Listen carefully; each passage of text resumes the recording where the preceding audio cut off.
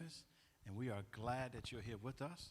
And so, of course, I'm Pastor Jackson, coming from the New Covenant Church here in Memphis, Tennessee, with another Friday Night Live edition.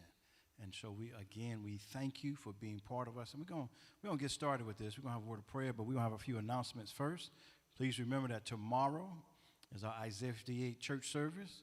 We start promptly at 12:30, and if you would like to be here, please reserve your spot at 901-930-6215. We are doing a host of things tomorrow. We're giving out food to the community. We're taking food to the bus station. We're going to the police and fire station, and then we're going to do a community prayer walk to our neighbors next door. So we want to go next door and pray for them. So we want you to join us. That starts promptly at 3 o'clock. Worship service at 12:30, and then at 3 o'clock we start our Isaiah 58 church outreach project. And so we want you to join us. We want you to wear any one of your New Covenant t-shirts. It doesn't matter. You should have one on today. It says NCTV Media Ministries. I would show you the back, but I'll show you at the end. But we want you to wear your t-shirt, your New Covenant t-shirt, and come proudly for worship and then outreach. And these are announcements. And here, let's pray together. Father, we thank you for another opportunity to be here today. We pray, Lord, that you'll be with us in what we do, what we talk about of this taboo in the black community. So help us. And most of all, Lord, help somebody who is in need of help. In Jesus' name, amen. So today, or this evening, we are talking about the taboo in the black community. And so there are some facts that we want to share with you in terms of what this taboo is. And this taboo essentially is mental health. May is considered Mental Health Month. And I think it began in 1942 as Mental Health Awareness Month. And so this particular topic is not one that most people talk about. And all of us have someone or people in our family who suffer with mental health, but they never get treated. And what we do is we typically say that that's just crazy such and such, or that's just crazy uncle, or that's just our crazy cousin. But what we don't realize is that individual could be suffering from some mental health issues. And because he or she may be suffering mental health issues, we never tend to get them treated. And episode after episode after episode continue to get go undiagnosed and untreated. And so one of the things I want to show you simply is this. The black community, we make up 13.4% of the American population, which is essentially 46 million blacks. Now, of this 46 million, 16% of black folks suffer with some type of mental illness, which equates to about 7 million black folk. Of that 16%, 22% have a severe mental illness, and that equates to about 1.1 million blacks. That's a serious mental illness. Now, listen to me. We make up 13.4% of the population, 46 million. Of that 46 million, 7 million is identified with suffering with some type of mental health. Of that 7 million, 1 million have severe mental issues. Severe, all right? Now, when you look at that overall population, that's more than Chicago, Houston, and Philadelphia combined in terms of their population of the number of mentally ill people. Now, I'm from Chicago. Chicago has about 3 million people by itself. So imagine Chicago, Philadelphia, and Houston, and it's more than that. So one of the things we want to bring to you is help understanding why. So as you go to our next slide, you got to understand that the reason these things happen, they say 1 in 5 black Americans live in poverty. 1 in 5 black Americans live in poverty. That's just a fact we can't get rid of. Because of this poverty issue, we must understand that there are some contributing factors that suggest of this mental health breakdown. Slavery is one. Not only slavery, sharecropping was another one. Then you have health exclusion, all right, which means that we were not allowed to get certain services. Education exclusion was another one. Economic exclusion, which means we're not able to obtain the necessary wealth. Then there's social economic exclusion, which means there's some things we weren't able to do socially because of our skin color.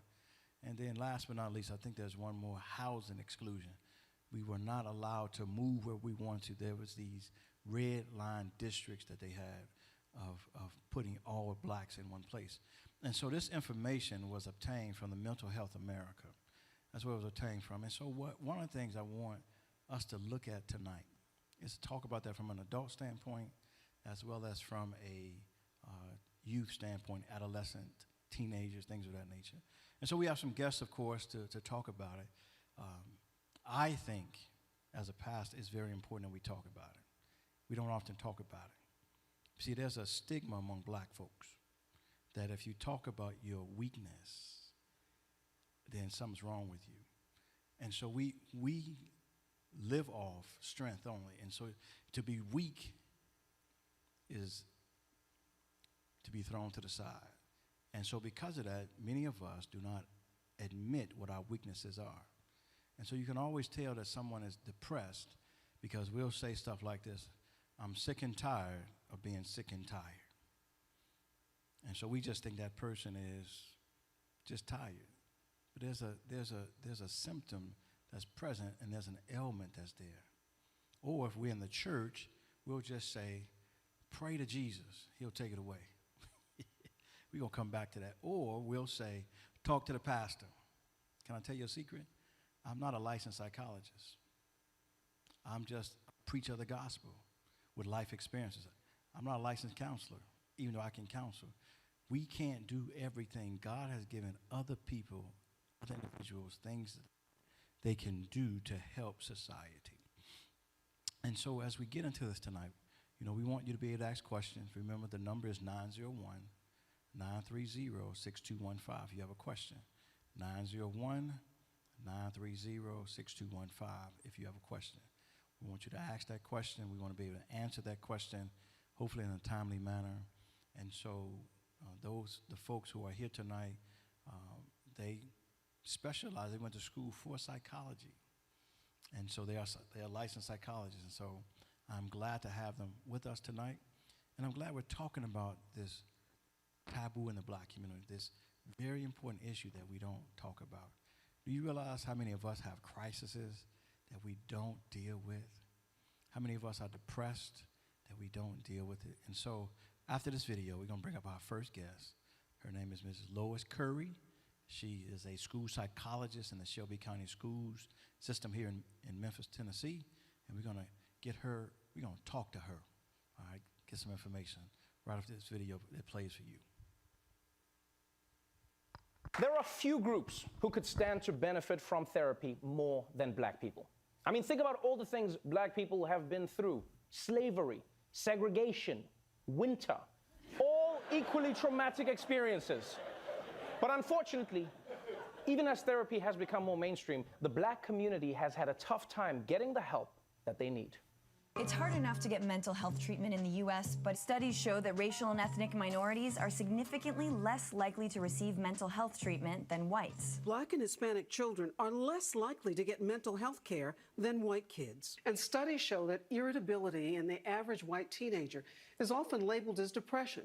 That same behavior is more likely to be seen as disruptive in Black or Latino children, and doctors say that can lead to feelings of hopelessness at a very young age. Yes, one of the reasons many black people don't get the proper treatment is misdiagnosis. What is seen as depression in white people can be seen as disruptive behavior in black people. And this shouldn't be surprising, right? This kind of thing happens in medicine all the time, mixed diagnoses. It's like when a black person has a seizure, it's a medical emergency. But when a white person does it, it's called dancing. But it turns out,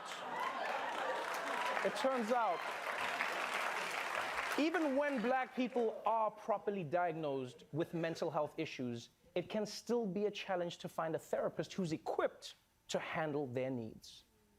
Making the crisis worse, not enough African American therapists. Today, only 4% of psychologists are black. Kevin Durden says admitting he needed help was actually easier than finding it. He saw 3 different therapists, but felt that none of them understood the stress and emotions unique to black men. When Taraji P. Henson's own son, Marcel, was struggling, she found it nearly impossible to find him one. Trying to find a culturally competent therapist was like looking for a purple unicorn with a gold horn. Do they understand the cultural context from which I'm coming from? Do they understand the culture that I live in? That's right. It's extremely difficult for black people to find a black therapist. And it's been like this for a very, very long time. I mean, that's why Martin Luther King Jr. was always describing his dreams to huge crowds. You know, it's just like, I had another dream that I'm being chased by bears in my underwear. Does anyone here know what that means? Now you may think that a therapist's race shouldn't matter at all, and that's true, but if you think about it, it does make sense. For many white therapists, no matter how good they are, it can be hard to understand the particular experiences of a black person. You know, just sitting there in a session, even if they're trying, it could be like, so you say people are following you around the store and you're invisible, but only to taxi drivers? Paranoid delusions. So when it comes to mental health, there's a very real struggle for black people to access healthcare, get diagnosed correctly, and find a therapist who can relate to them. But if that wasn't bad enough, there's another major hurdle stopping black people from getting therapy, and it comes from the black community itself. We have a stigma in the black community when it comes to dealing with mental health. Black students say where they come from, it's shameful to talk about anxiety, depression, and trauma. It's not okay to have mental health issues, or like that's a white people thing. I've heard all the time, black men don't go to therapy, they go to the barbershop. I told my own mother that I was seeing a therapist, and she said, you don't need to see a therapist. What you need to do is see a preacher. You got Jesus. Right. You don't need anything else. Right. You know, just buck it up. Ah, yeah. That's a line every black person knows all too well. You don't need therapy, you need Jesus. And my response is always, why can't we use both? Because church is a great place for community, but therapy is great for one-on-one mental health needs. That was a mouthful there. So we have Miss Lois Curry. Lois Curry, no kin to Steph Curry. Unfortunately. Okay, no. all right. So for the sake of today, we'll call you Sister Curry, if that's okay. That works for me. Okay, just tell us who you are, what you do, and what you enjoy doing as it relates to psychology. Why did you even go on that route? Oh, wow. We just had a conversation that I'm a preacher's kid, so I probably needed a little bit of help myself coming along. But I made it at this ripe old age. But psychology was actually not what I planned to do. Okay. I went to Delta State University in Cleveland, Mississippi, got a scholarship there. On the day of registration, I decided that I was going to go into education. Okay. I was going to teach. That line was too long. So then I decided I was going to do social work. Okay. Because my sister did social work. My mom did education. That line was too long. Okay. The only line that had 4 people in it was psychology. Wow. I figured I'd get it registered quickly and change. Okay. But I never changed. Okay. I found a love for it. Okay. So I stuck with psychology, and then I went to graduate school at Fisk and Meharry, an intense program in Nashville, Tennessee. Okay. And finished there HBCUs. and ended up. Okay. Yes. So I did I went from Delta State, which was HBCU. to the HBCU. There you go. Okay. And worked in a mental health setting for a while, in the prison setting for a while, and then kind of got recruited to Shelby County Schools before they merged. Okay. And I was the first black psychologist there.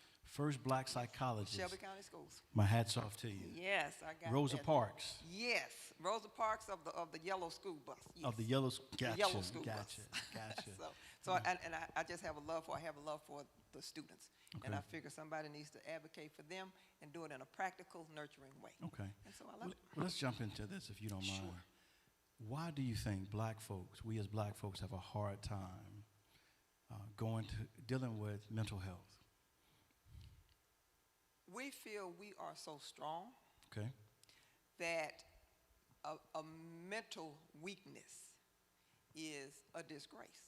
Okay. There is something that we should be able to handle ourselves, and because we are strong people. Correct. And and mental health is just being the wellness of health. And when that is not in place, we feel that we have failed somehow. We don't have enough faith. Our spirit is weak. That should not happen. Right. So we just kind of put our people in the back room you know, they're having a rough day, crying 3 or 4 days a week, they'll be okay. Give them something, they'll be fine. And we don't seek help. And in essence, they have an episode. Can you describe what an episode is for those who may be listening? What's an episode or a crisis? What does that mean? That simply means there is, at some point, whether it's a depressive crisis or anxiety crisis, when the body is unable to cope with all that's coming at it. Can you say that one more time? Okay. One more time. When we're looking at a crisis, depressive crisis, anxiety, the body is unable to, the body and the mind, unable to cope with all that's coming at it. It can be an external force that's coming at it. It could be a chemical imbalance that's there, internal, and it gets out of hand, and we can't handle it. Okay. So when you talk about mental health, I think we think that it's the extreme of one who flew over the cuckoo's nest, right? We start thinking of then those terms, schizophrenic, bipolar. Exactly, those extremes, right? yes. So what are some other, I don't want to say mild, or diagnosis of mental health issues? Okay. It can be, when we're talking about the thought disorders, that's when we're talking schizophrenia. Okay. Or bipolar with the psychotic features. That's when you're hearing the voices, you know, you're seeing things that aren't there. Those are extreme. Now, those will come to people's attention. Okay. And generally will get, well, for a lot of times for black people, legal troubles come first and then treatment, because that behavior kicks off something. Right. So, but a lot of times you have the walking wounded. You're looking at those who have depression. Whoa. Say it again. Walking wounded. Which is you call it depression. Yeah, depression can manifest itself in different ways. You overeat, you undereat, you sleep too much, or you don't. For younger adults or children, you're agitated, and you're walking around. You're functioning. You're a functioning depressed person, but the quality of life is very depressed. So depression is a form of mental health. Yes. Issues. Absolutely. Anxiety. Anxiety. Yes. What's another form? When we're looking, and then, you know, and then the bipolar issues are there. You're thinking they're just really great because they're up and happy and all the time, but you never see when they fall. Right. So it's like, oh, okay, this person's just happy all the time. So bipolar is I'm up. It can be up or down. It's or bipolar. down. And there's no gray area. It can be if you're treated properly and medicated properly. Okay. There is that stabilizing area. And so many of us are either depressed or have anxieties. A lot, yeah. And we don't realize on a continuum, that we are suffering mental health. Right, because we are known to do it so long without assistance that we think is normal, that it's okay to operate at this lesser level. I want you to say that again. Yeah, I want you to repeat things because they say redundancy deepens the impression. Yeah, exactly. So say it again. We often what? We tend to operate at that lower level of functioning in a depressed state or an anxious state as if it's normal because we've done it for so long. And it just seems to be that's where we're supposed to be. It's like if you have vision problems, it's fine what you don't see until you get glasses and you realize I've been missing all of this. Since we're in a church now, I'm going to say, you preaching now. That's what I'm saying. That's a sermon. That's a sermon. I just spake a word.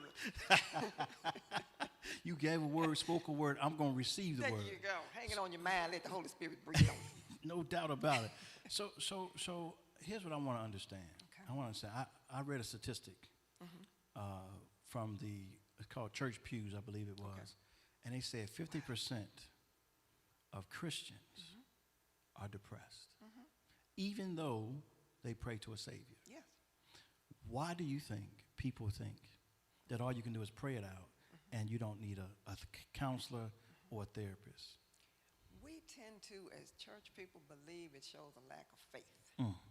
If we go and seek, we don't show a lack of faith when we go to our medical doctor about diabetes. Right. We don't think it's a lack of faith when we go to optometrist about our vision. Right. But for some reason, the thing that really stabilizes us, which is our mental health, we won't seek help with that because that shows a weakness. We should be able to pray it through. Just pray it through. And other people will say to you, pray it through. Right. You must not be strong in Christ.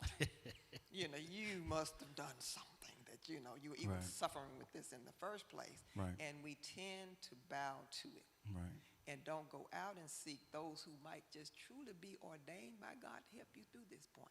Right. But until we seek the help that he provides, it's not going to run. My mom said you can be hungry all day and he will provide food, but you have to feed yourself. Right. So he will provide the help, but we have to seek it. But we really do think that's a point of weakness for us. And I think people forget that God has given people knowledge Absolutely. to understand the mind. Absolutely. Very intelligent God.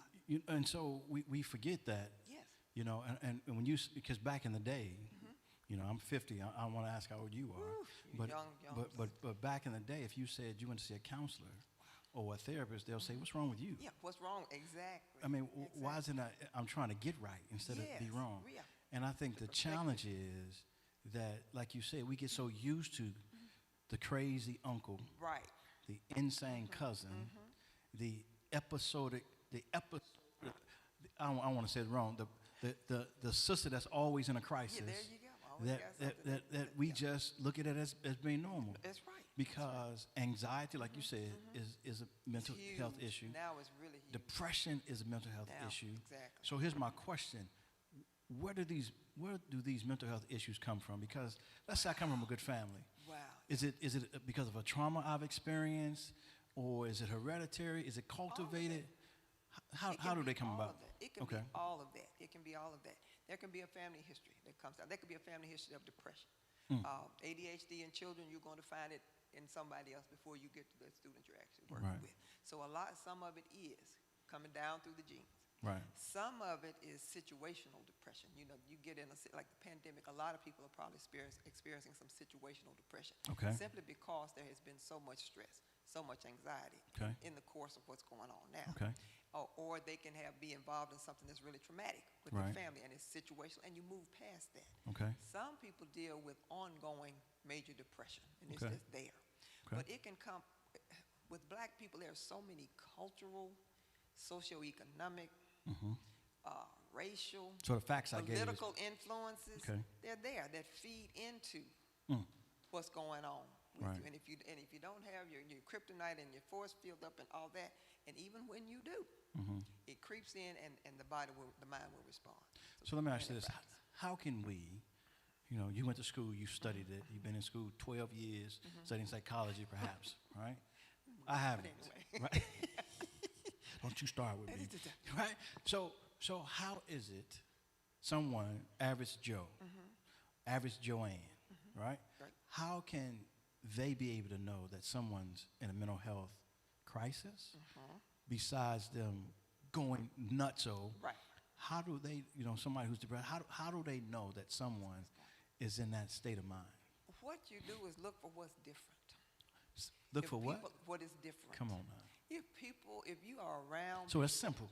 And it's not that hard. It's really not that hard. If you are invested in someone, you are going to see that someone a certain way most of the time. If they start changing, things looking different. They're sleeping more. They're not going out when you want them to come out.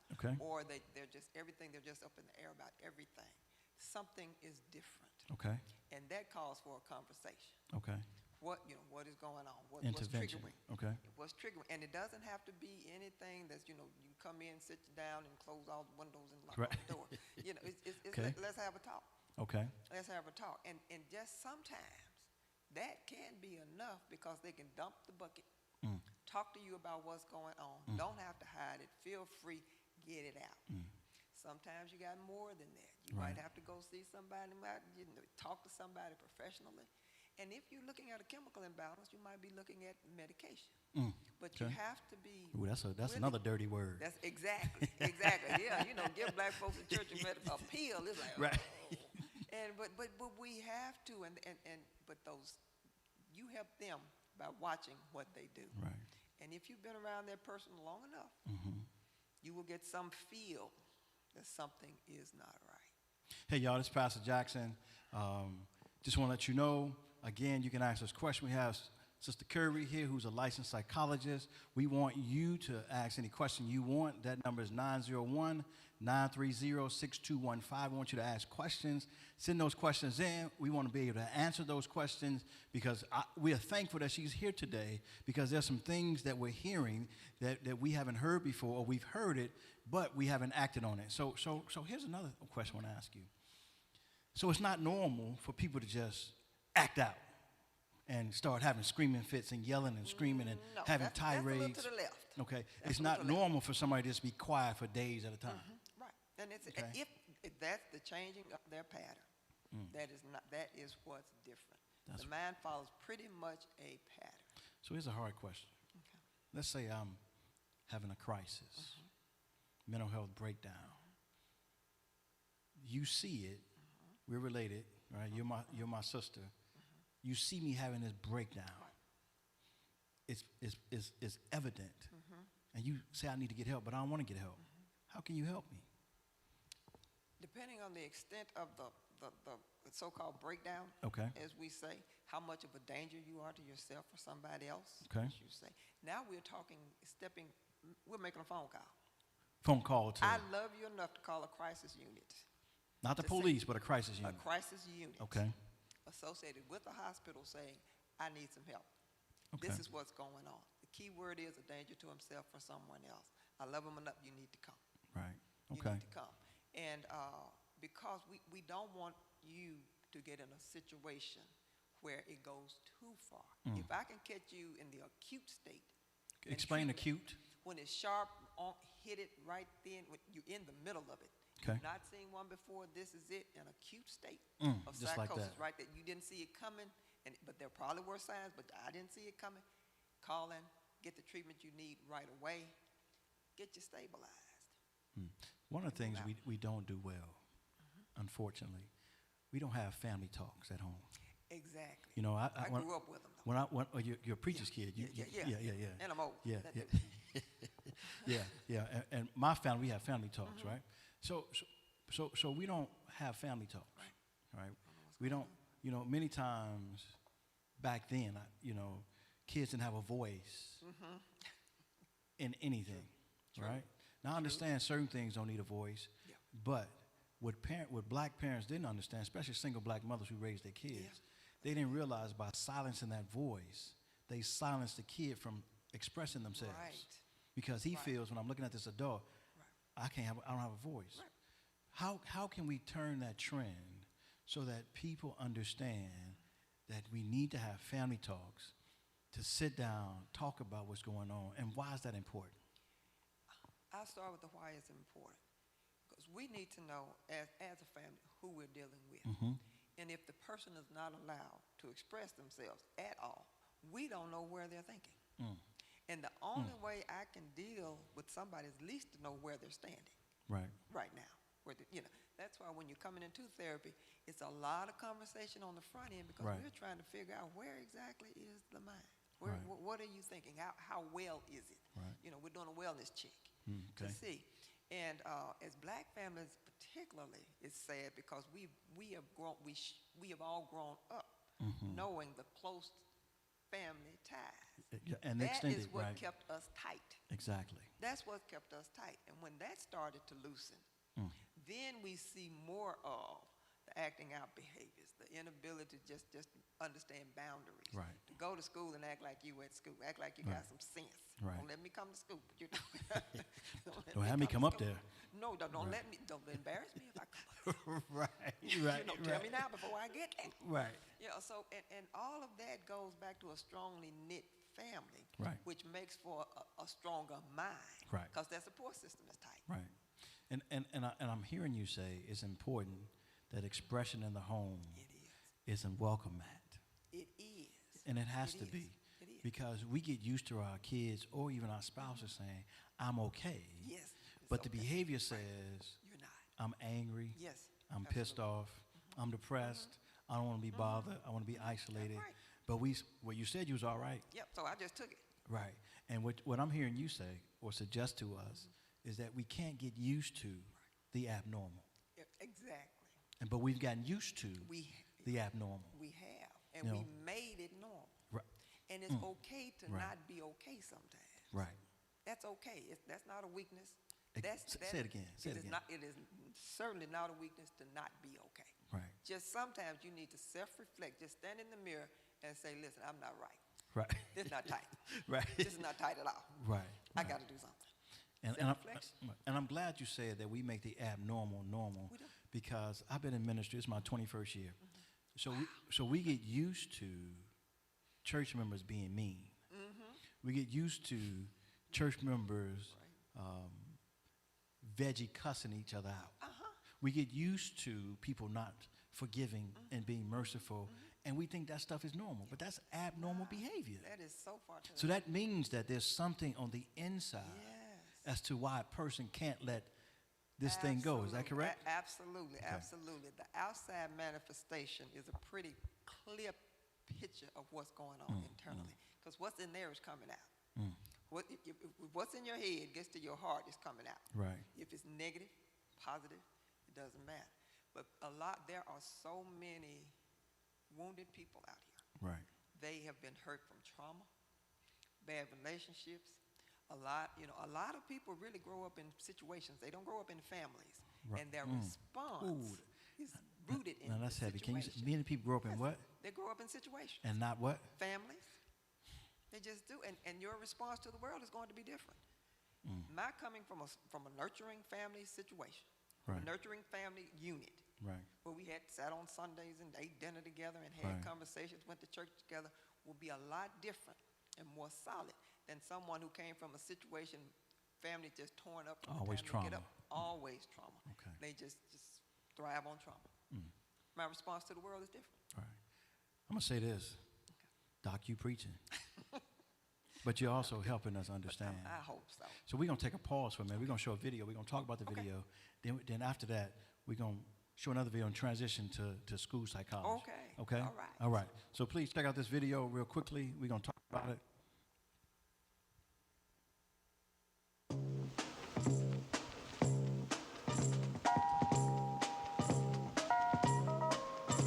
It's hard enough to get mental health treatment in the U.S., but it's even harder if you're not white. Studies show that racial and ethnic minorities are significantly less likely to receive mental health treatment than whites. So we reached out to experts to find out why it's so hard for people of color to get help. The first thing is stigma. In other words, shame or disgrace that can make people feel excluded. Stigma is a big deal in the U.S., but especially in communities of color.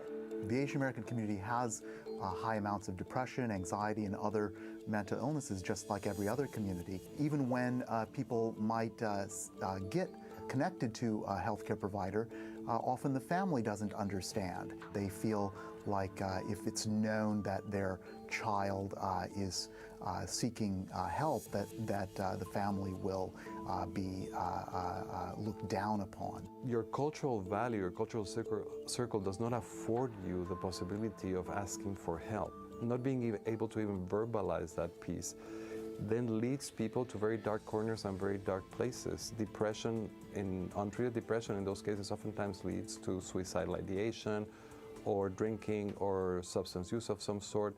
The second reason is a lack of cultural competence.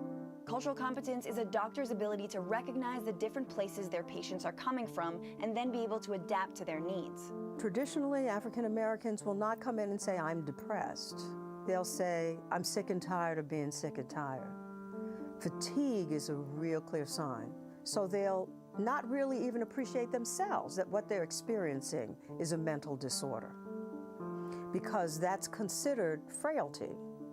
And frailty is something that's not really considered acceptable in a community that consists of mostly working people. A person might be considered psychotic if they say they believe in ghosts.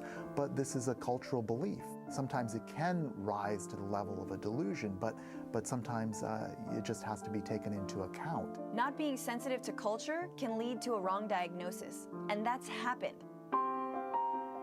And it's led to a legacy of distrust. That distrust has included outright racism. During times of slavery, African Americans, particularly African American women, were experimented upon in terms of OBGYN surgeries, and there's clear history of that. They were also subjected to an experiment called the Tuskegee Experiment. We're talking about a federally funded 40-year syphilis experiment that turned people into human lab rats without their knowledge. And by the way, that experiment didn't end until 1972. And for people who don't speak English, finding a therapist who speaks your language isn't easy. On a national scale, the lack of mental health providers that speak other languages is large. Think about the areas of conflict right now, the Middle East. There's a lot of people coming from Syria who speaks Arabic fluently? When you think about people migrating from Africa, people from Ethiopia or Eritrea that are coming to the United States, there's, I don't know how many languages in India. Not everybody speaks Hindi. Finally, there's a lack of providers, and few mental health care providers of color, which could go a long way into tackling all the issues we just discussed. And while the Affordable Care Act has helped a lot of people gain access to treatment, who's filling all that demand? And if people have to wait for hours in line just to get treatment, which patients will fall through the cracks?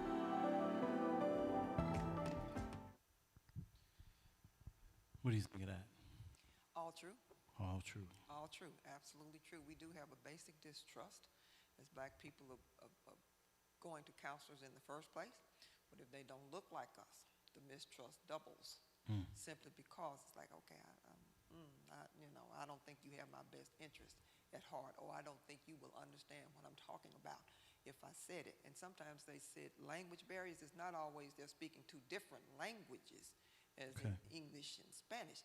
Sometimes they're speaking two different English languages. Right. Right. And because we have a speak now, we have a way that we say things. Right. That that will not be understood.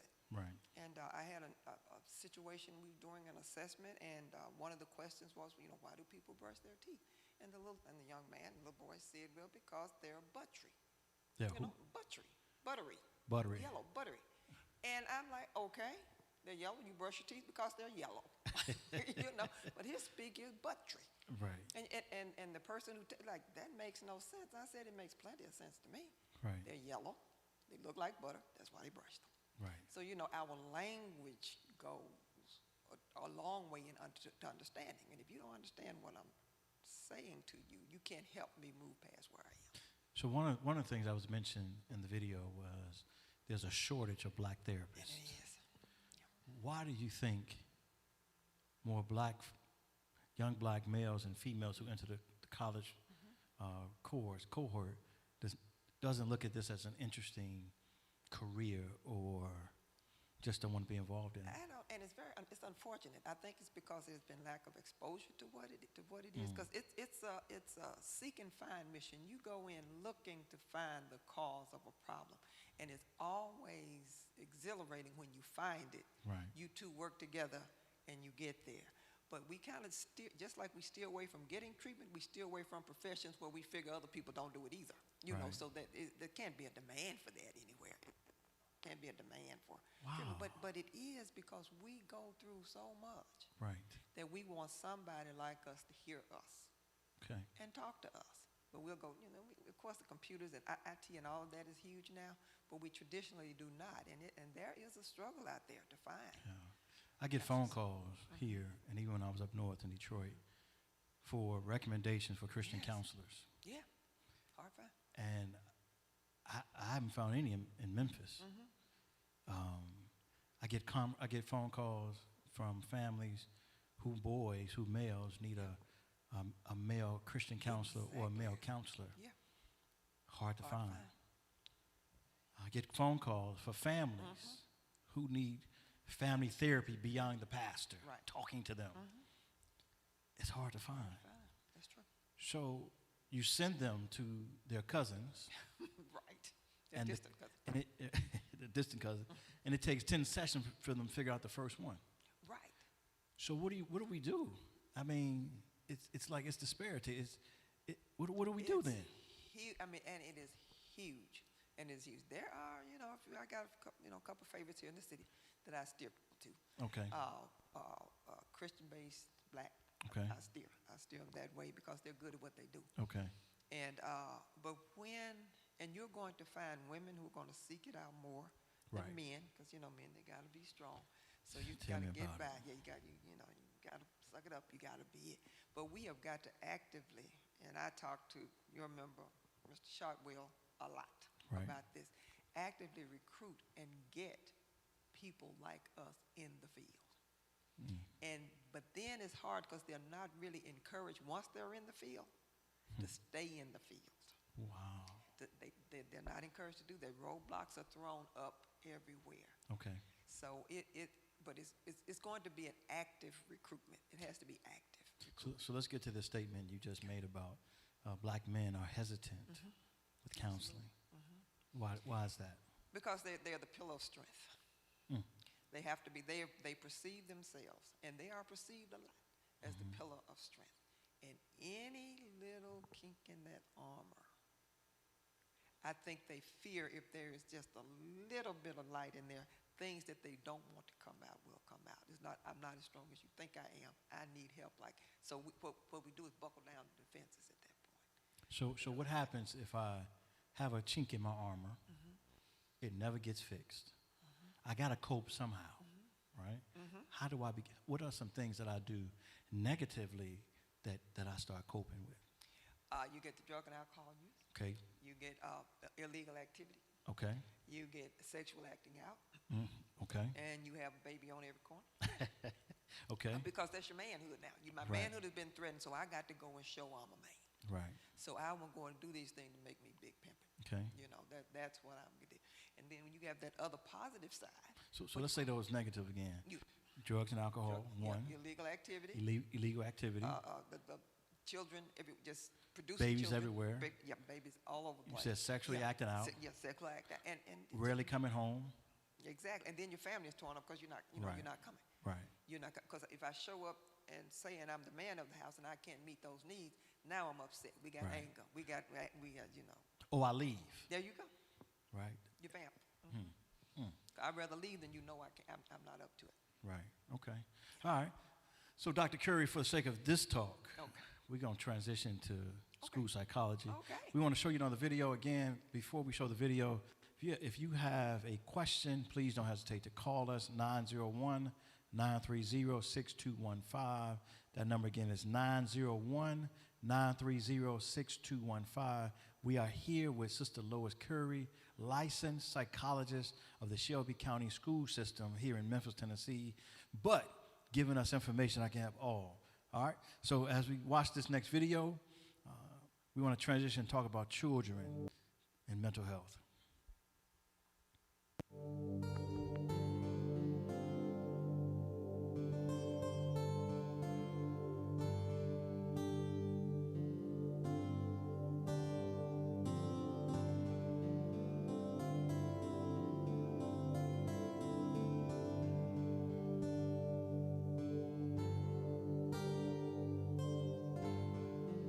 You kind of have a roadmap of like what it's going to be like, you know, in your life. And all of that all of a sudden came into question. I think I was pretty numb. I think my husband was kind of in denial.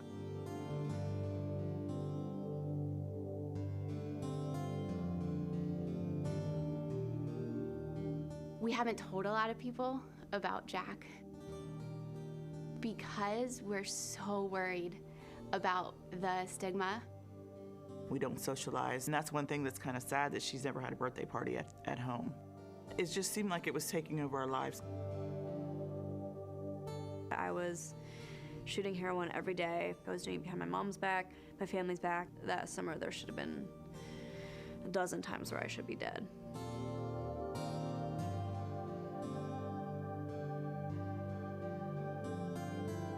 One of the things I really thought about when I was feeling suicidal and things were like, what would Owen do without a big sister? To see her cutting herself and just wanting to hurt herself, yeah, it's really hard to find the words to explain.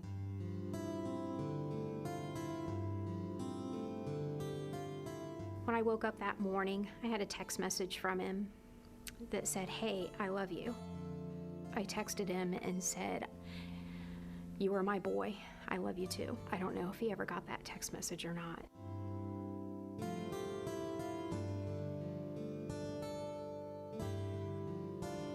I remember just yelling, "No, no, no, no, no." I didn't think anybody could live with that level of pain.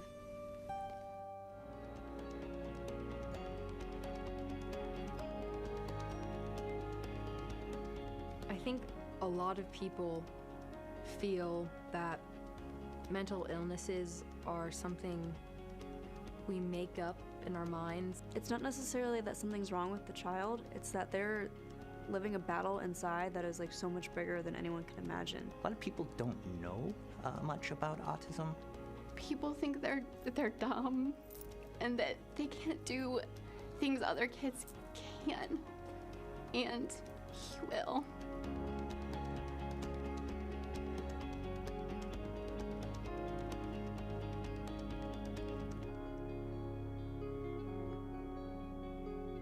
I think that old saying, it takes a village, rings true. We all add value to this process, and as we all work together, that's when we can make the most powerful difference.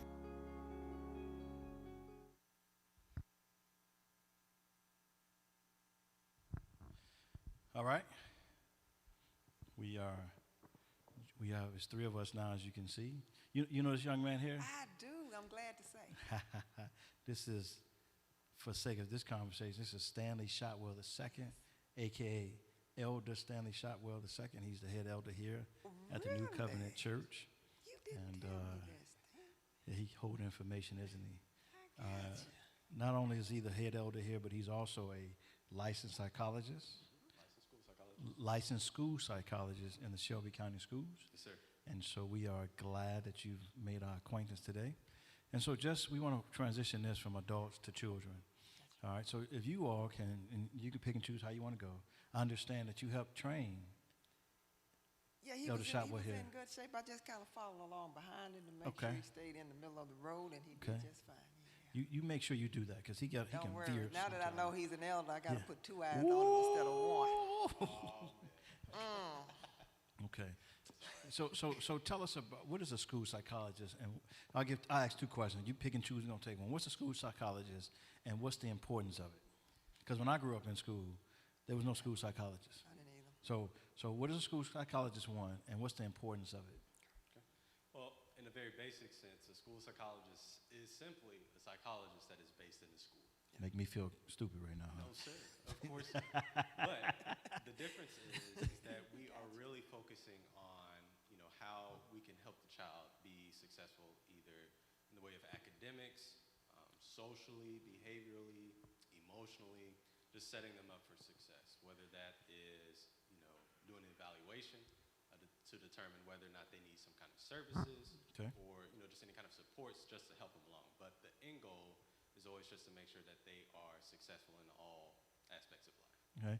So why is it important to have one? Couldn't a social worker do that?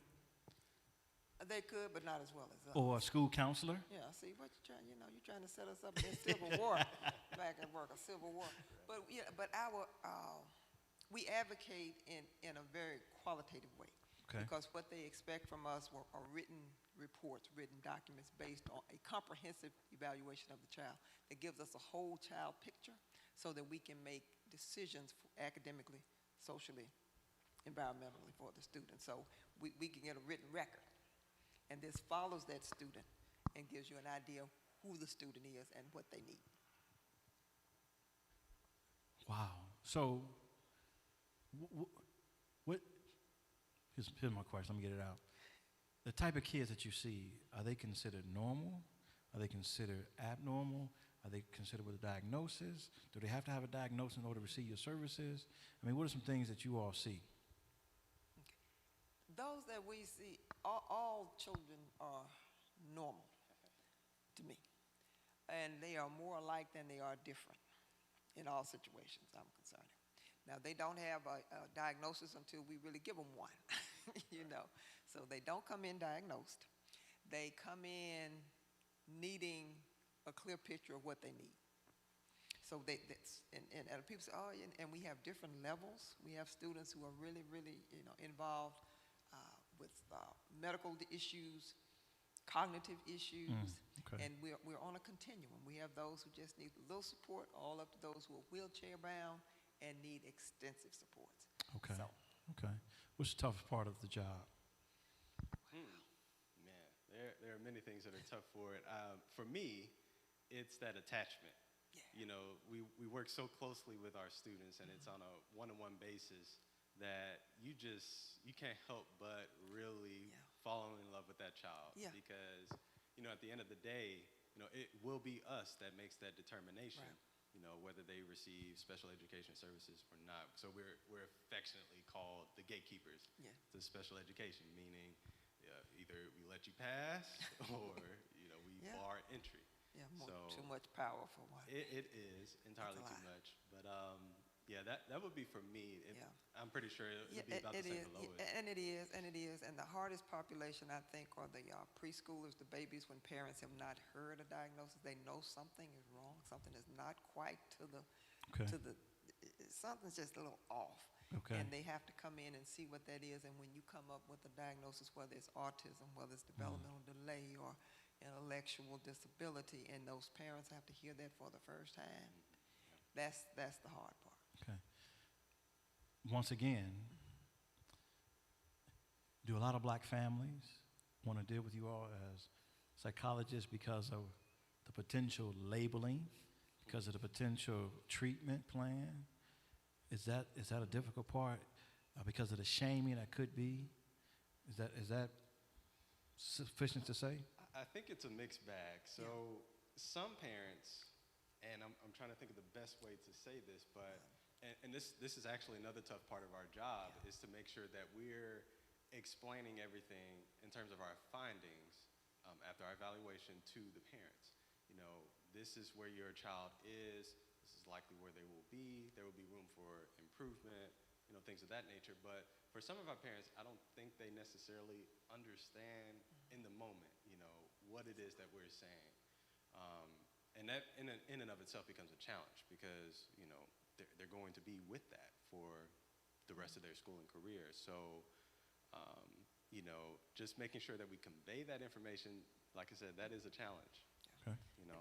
And it's a huge deal because the minute you say special education, right, our parents are like, oh no.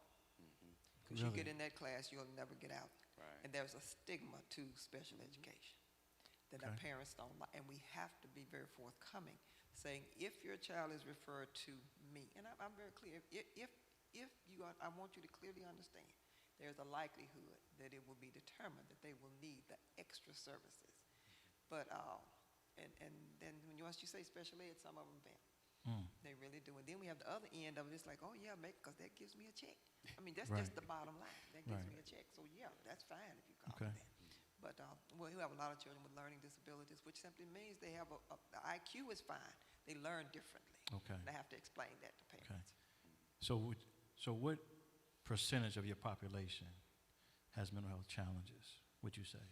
The percentage?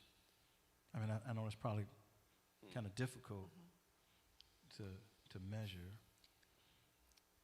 We'll put it black males, the highest percentage of special ed services. Really? Why is that, may I ask? Overrepresented number-wise simply because their experiences might not be the same. They're coming in with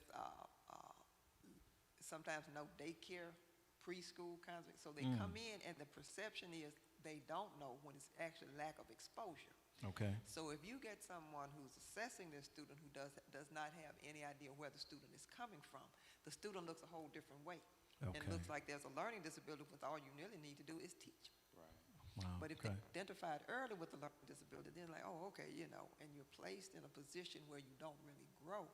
You go through your high school, junior, middle school, high school career identified as a student with a learning disability when you started out as a student with lack of exposure and could have done, So is it safe to say that a lot of mental health issues that you deal with in the school system is directly related to home environment?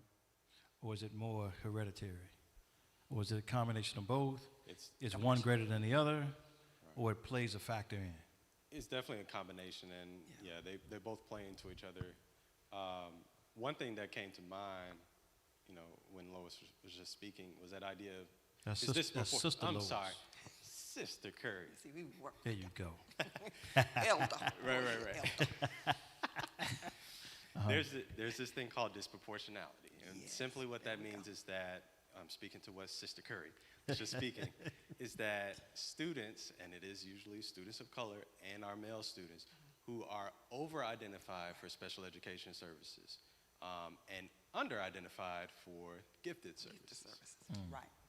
And, you know, with all of that, there's a mix of why that happens. So, you know, some of the videos that we saw today talked about this idea of cultural competence. So, knowing about the culture and how that culture can manifest itself, for lack of better words, in the academic portion.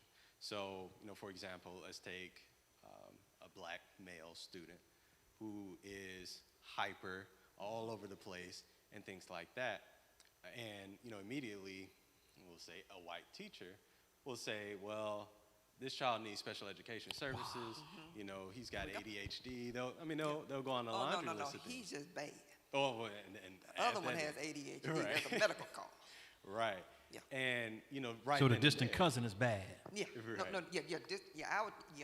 Your distant cousin has ADHD, a medical call. Our first cousin is bad. It's just bad. Just bad. So black kid is considered bad. Just bad. Right. But the white kid is. Have ADHD. Get out of here. Yeah. And immediately, and I say immediately because that is really the case, the child starts to be labeled.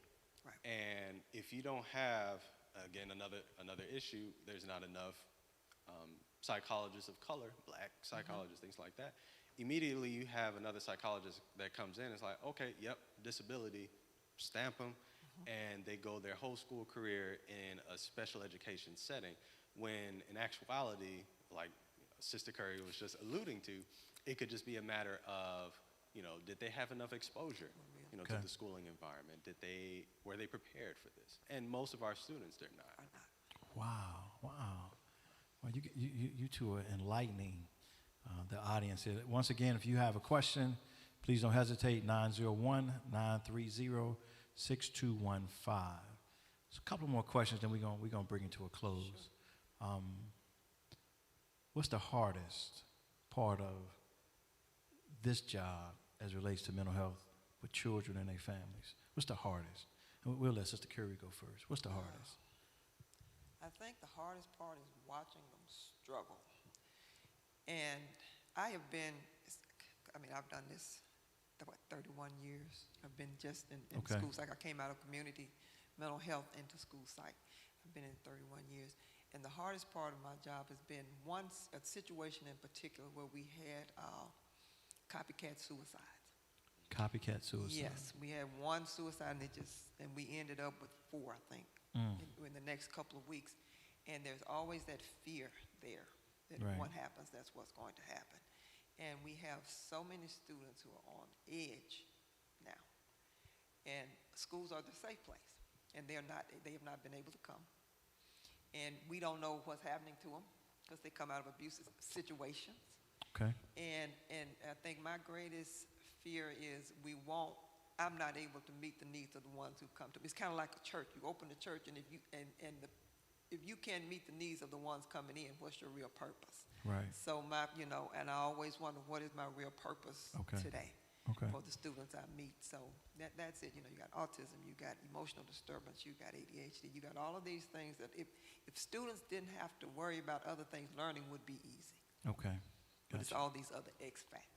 We have a question. We're going to put it on the screen so that you can see it. And the question simply is, how can one determine when they need to seek out help from a counselor versus doing this on your own to resolve the issue? How can one determine when they need to seek out help from a counselor versus doing this on your own to resolve the issue? All right? Okay. You both can answer, or? Well, I think one thing that you could consider is, how is that child in relation to everyone else around you? So a lot of the work that we do as school psychologists is compare, that child that we're evaluating to the rest of same age peers, so other children their age. If there is some deviation, meaning if there's something that is, you can tell, there's something that's just not average, as we would say. We won't say normal or abnormal, but what's considered to be average, if there's a deviation from that, then you're probably looking at a situation that needs to be followed up on. Now, how can a parent who maybe not that observant to notice the deviation will know, hey, when do I seek a counselor compared to handling this thing on my own? Yeah, if good teachers, our teachers are also part of the referral process for special education and things like that. So, the teachers are with the students more than we are.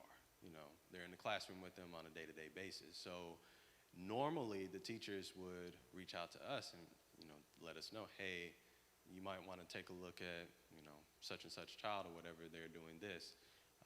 So it's really a teamwork process, and that's probably one of the great things for parents is that they're really not in it by themselves. There are other professionals, other people, other adults that are also looking at their child and looking to do what's best for them as well. So you just got to go with that gut feeling. I would say you will know. And if this is for an adult, when do they know to say, because you've done the children part, how miserable are you? How much is this interfering with your life? Daily routine. How much is this interfering with what you do every day? Is it interfering with your livelihood? If it is to that point, then, and I'm sure you're doing things in the interim, but if that is not resolving it, if going out, taking a walk, not resolving it, getting in some sunshine, watching a good movie, laughing, having great humor, if that's not resolving your issue, it might be time to consult someone. Okay, question number 2. We're going to put it on the screen. Thank you all for the questions here.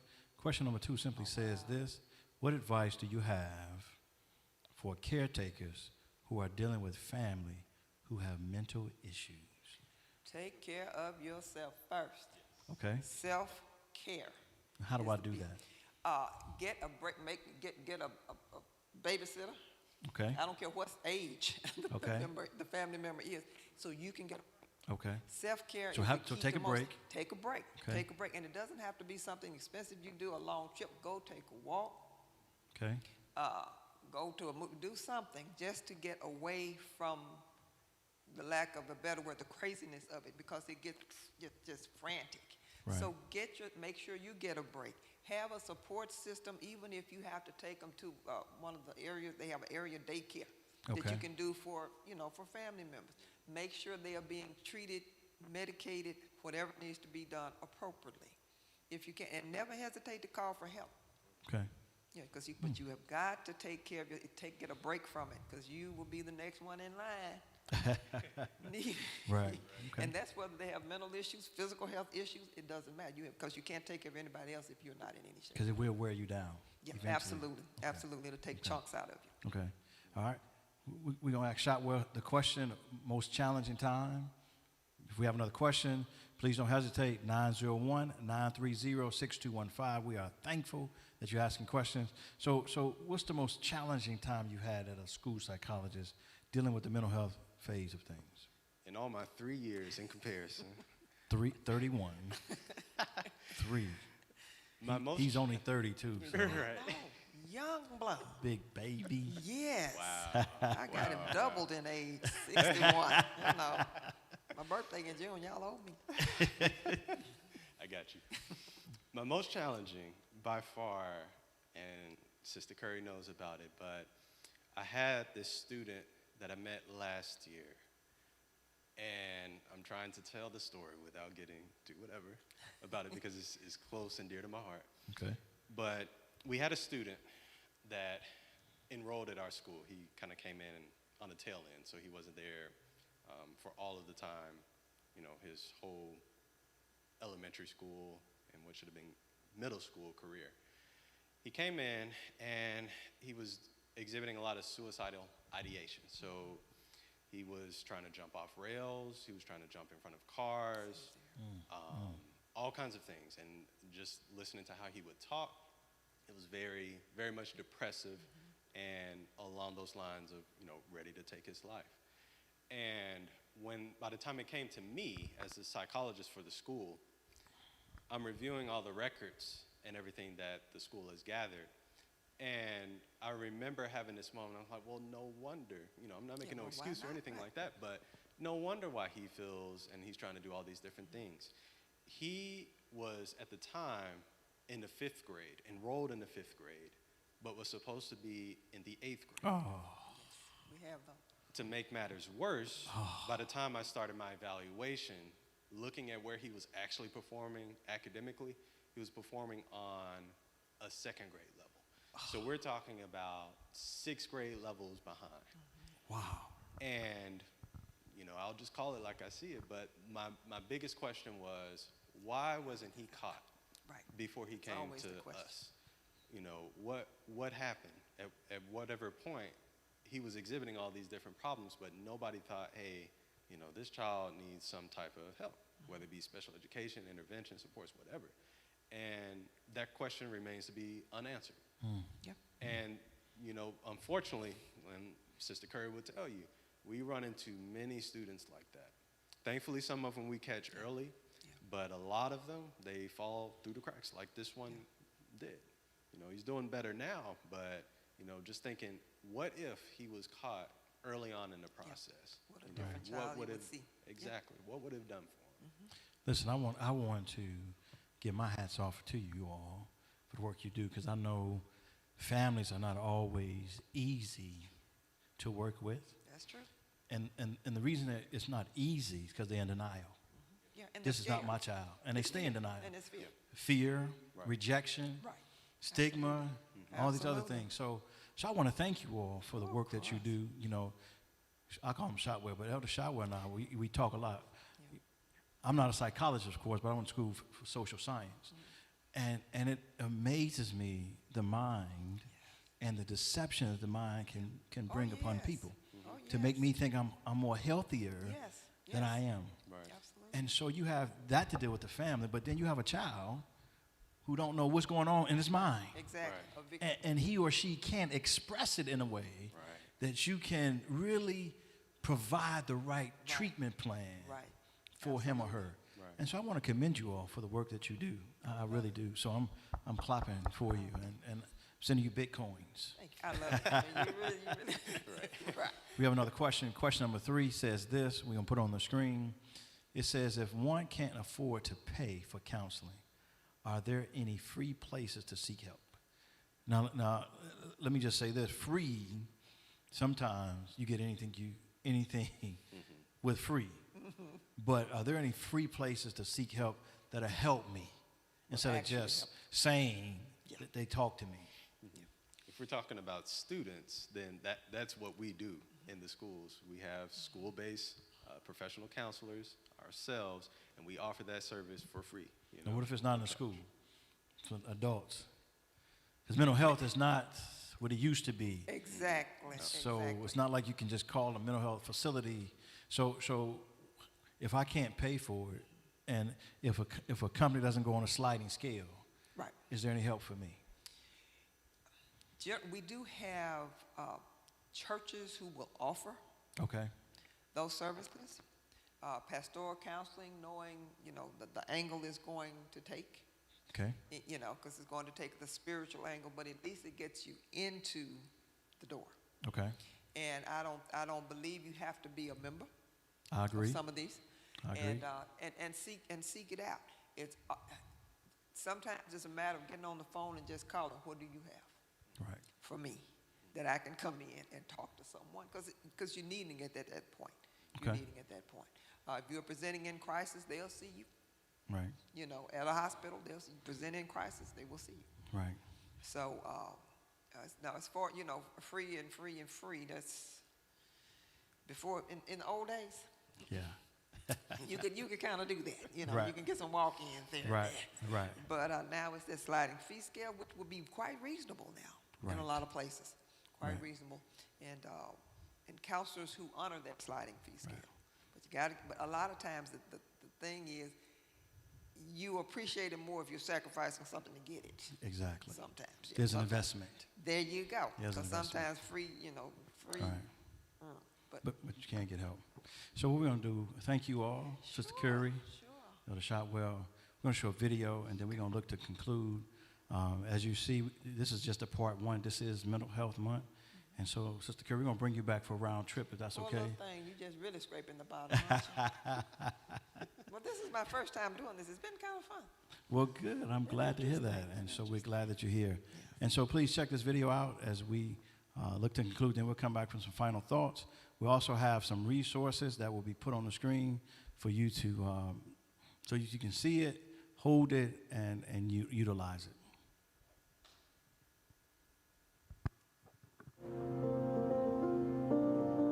To go through life and some of the stressors that you may experience as a Black person in America, you have to show a certain amount of strength. In the Black community, we reward strength, and then we have this limited view of what that means. Therapy is a strength. Crying and releasing it is a strength because it's much easier to say, I don't want to deal with that. When you have to deal with the thing you want to avoid, that's strength.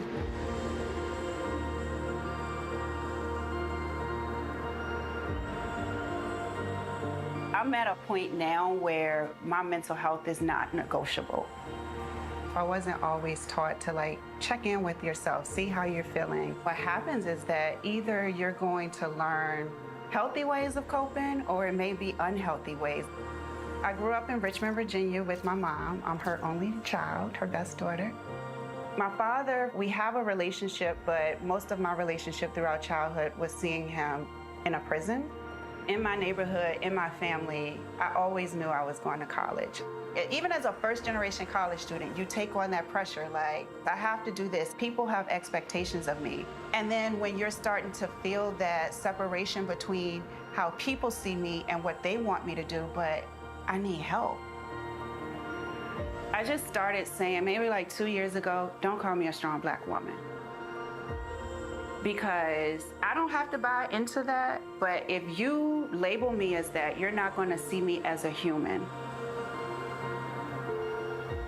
I felt the need to form Black Mental Wellness because there was a huge piece of mental health missing, and that was the mental health of Black people in America. So when you think about psychology, you think about the theories, you think about the approaches to therapy, it's all based on white people. What we know to be true is that Black people communicate differently. We have different stressors. And I think it's important to know this because trauma encodes itself in your body. And that stuff is passed down. The stressors and triggers that are unique to Black people in America is our whole existence in America, right? How do you show up? How is your hair? How are you dressed? That's so much stress, and that's not even the job. So when we think about the cultural shifts and changes, the last 2 years or so, it just seems like it's now the in thing to talk about mental health, and it's the in thing to talk about Black mental health. I feel like educated Black people, they like to say oh, my therapist said. Every time you say that, you're normalizing that experience for someone else. All of those things breaks down the stigma and opens it up for people. Actionable steps that I share, I like to think about the start of the day. Can you wake up, even if it's 10 minutes earlier, where you can just have that quiet time to yourself? Another actionable step, find at least 5 minutes, go outside and get some fresh air. Because we're spending so much time in our homes or in these enclosed spaces. So many people think that therapy and mental health is for people who are sick. And I want them to know that mental health and therapy is for everyone. There is a space for Black people as it pertains to therapy, and that there's something that we all can gain from being a part of it. This concludes our Friday Night Live. I want to end with this note. I want to encourage you or your loved one, to seek counseling if you need it. There's nothing wrong with receiving help. I'll give you an example, a life example. I went through a divorce in 2011, and that thing rocked me to my core, to the point where I was depressed for 2 years. 2 years I was depressed. And people mistook my depression for sadness, for missing my family or missing a life that I had. But I was depressed. I spent a lot of time in the dark. Spent a lot of time not preparing for a sermon. Spent a lot of time not wanting to clean up. The TV would be on, be watching me, didn't want to answer the phone. And people he just needs some time to himself. In that moment, I could have hurt myself, could hurt someone else. I could have. And we have to understand that in order for people to heal, and I was praying, but I was mad too because of the situation that I found myself in. And I realized how much help I needed. And I saw 3 counselors. I ran through 3 of them. Sister Curry, I went through 3 of them, right? I wore a husband and a wife out, right? Because there are things that they began to show me from my childhood that I'd never addressed, never talked about. Even though I'm a happy-go-lucky person, I was functioning in a pastoral state, depressed. And I told my church about it when I came out of this darkness. And the interesting thing is, people would tell me, yeah, you did look a little different then, right? I would tell people, like, happy Sabbath to you. I'd be like, they'd be like, how you doing? I'm about to jump off a building. God bless you. So we have to understand we can't miss the signs. We can't miss the signs. And we can't be afraid to go to counseling. And I tell people all the time, I go to counseling. I have went to counseling. I'm not in counseling now. But I've told people, listen, I don't mind a wellness check. Because we can't allow ourselves to get into this cycle that there's nothing wrong with me. And many times when you say that, it really is. If you got to convince yourself that nothing's wrong, something may be wrong. And so I want to challenge you to not be afraid to get help. And I'm one of the few pastors who admit they had counseling. I say that thing loudly. I say that thing strongly. I don't care who hears it. But I struggled.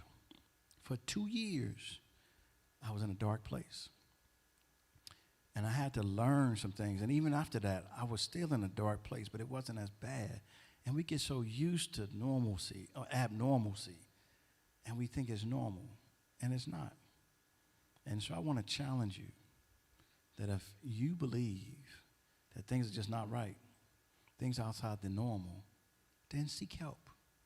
God understands that. He knows that. He has set people up. Just like he set up doctors, he set up counselors. He set up counselors to help us out. And I went to a Christian counselor. All 3 of them were Christian counselors. And they all gave me the right tools I needed. And I'm a pastor. And they giving me Bible scriptures that I had not paid attention to, but paying attention to it at that moment helped bring my healing home. And so we want to put something on the screen in case you need help. We're going to leave it up there for a moment. I'm going to read it a couple of times. It's called the Substance Abuse and Mental Health Services Administration. There's a national hotline at 1-800-662-HELP, H-E-L-P. And the website is samhsa.gov. I'll say it again. Substance Abuse and Mental Health Services Administration have a national hotline, 1-800-662-HELP. Website, samhsa.gov. One more time. If you have your phone, you can take a picture of it. Substance Abuse and Mental Health Services Administration have a national helpline at 1-800-662-HELP. samhsa.gov. Please take advantage of it. There's nothing wrong with getting help. There's nothing wrong with talking to someone who's unbiased and can be honest with you, because we're not honest with ourselves. And it's helpful, right? It's helpful. It's helped me see some things. And now that I met Sister Curry, for those in Memphis, I'll have another resource to help you with, for families who are in need. Because let me tell you a secret. There's some things that pastors just can't counsel you on. We don't specialize in that. We can refer you and be a resource. Again, this is Pastor Jackson. I've word of prayer together. I want you to hear my heart today. It's an important issue that we go untalked about. If you have some mental health issues in your family, please don't hesitate to call that number. Let us pray. Father, we thank you for tonight. Thank you for the Sabbath that has begun. We pray that you be with us, Lord, in our daily events. Some of us, Lord, most of us, experience crises, episodes, traumatic events, situations, traumas, trials, tribulations throughout the week. And we just looking for that helpline. I pray that tonight was that helpline, that somebody has heard this, whether they're in Memphis, in America, or outside of America, will get the right help they need. Maybe there's a family member listening and has been wondering how to get help for their loved one.